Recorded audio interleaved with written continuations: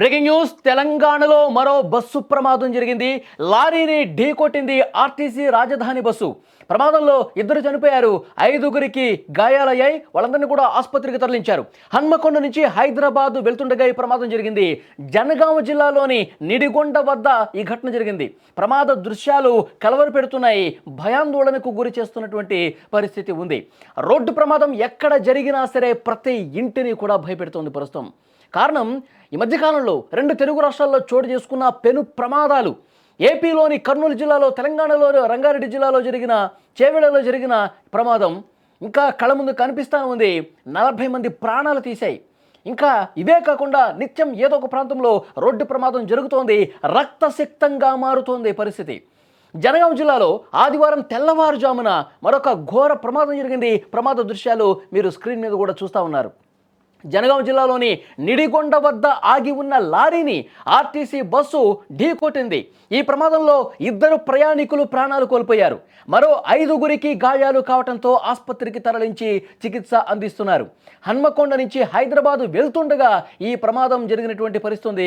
ఒక్కసారి స్క్రీన్ మీద మీరు చూస్తున్నారు, ఆగి ఉన్న లారీకి సంబంధించినటువంటి దృశ్యం చూస్తున్నారు.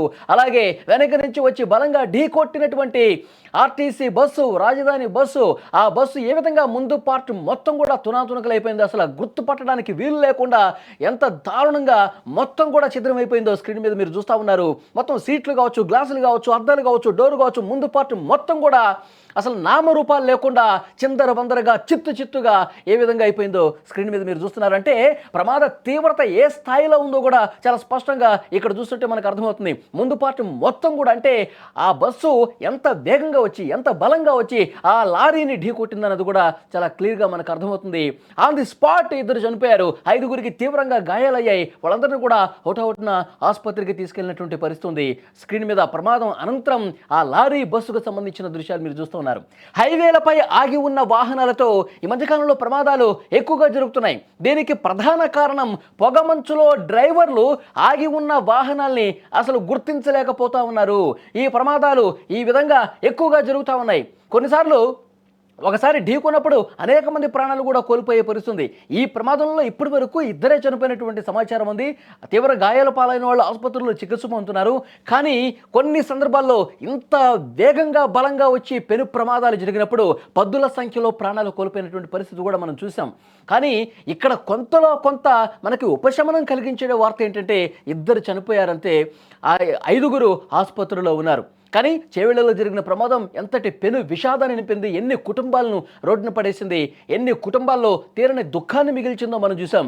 కర్నూలు దగ్గర జరిగినటువంటి ప్రమాదంలో మొత్తం కాలి బూడిదైపోయి 19 మంది చనిపోయినటువంటి పరిస్థితి ఉంది. కాబట్టి రోడ్డు ప్రమాదం అంటేనే అసలు ప్రతి ఇల్లు కూడా భయపడే పరిస్థితి ఉంది. ప్రతిరోజు ఎక్కడో చోట ఇలాంటి ప్రమాదాలు జరుగుతూ ఉన్నాయి. ఎన్నో కుటుంబాల్లో శోకాన్ని మిగుల్చుతున్నటువంటి పరిస్థితి ఉంది. అధికారులు వేగంగా చర్యలు తీసుకోవాల్సినటువంటి అవసరం ఉంది. ప్రమాదాల నివారణకు ఎటువంటి చర్యలు తీసుకోవాలో వాటన్నిటిని కూడా చాలా బలంగా తీసుకోవాల్సినటువంటి అవసరం కనిపిస్తోంది. 2 డ్రైవర్ల నిర్లక్ష్యం ఈ ప్రమాదానికి కారణంగా కనిపిస్తోంది.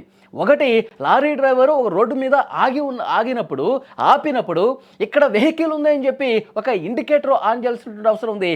లేదంటే సంబంధిత అధికారులకు చెప్పి అక్కడ ఇక సైన్ బోర్డు లాంటివి ఏదైనా ఏర్పాటు చేయాల్సినటువంటి అవసరం ఉంది. అక్కడ అధికార యంత్రాంగానికి సమాచారం ఇవ్వాల్సినటువంటి అవసరం ఉంది. మరోవైపు అటు నుంచి వచ్చేటటువంటి ఆర్టీసీ డ్రైవర్ ఎవరైతే ఉన్నారో పొగమంచు కారణంగా కొంత నెమ్మదిగా రావాల్సినటువంటి అవసరం ఉంది. హైవేల మీద వేగంగా రావటం వల్ల ముందున్నటువంటి వెహికల్ని గుర్తించకపోవటం వల్ల ఇక్కడ కూడా నిర్లక్ష్యం కనిపిస్తూ ఉంది. సో డెఫినెట్గా 2 డ్రైవర్ల నిర్లక్ష్యం చాలా స్పష్టంగా కనిపిస్తుంది. ఈ నిర్లక్ష్యం వల్లే ప్రయాణికుల ప్రాణాలు గాల్లో కలిసిపోతున్నటువంటి పరిస్థితి ఉంది. వెంటనే వీటి నివారణకు చర్యలు తీసుకోవాలి. లారీల యజమానులతో, డ్రైవర్లతో, ఆర్టీసీ బస్సు డ్రైవర్లతో అవగాహన పెంచే విధంగా ప్రమాదాల నివారణకు చాలా జాగ్రత్తలు చెప్పాల్సినటువంటి అవసరం ఉంది, తీసుకోవాల్సినటువంటి అవసరం ఉంది. మనకు అర్థమవుతుంది. ఒక్కసారి విజువల్స్ చూడండి ఎంత దారుణంగా ఉన్నాయో.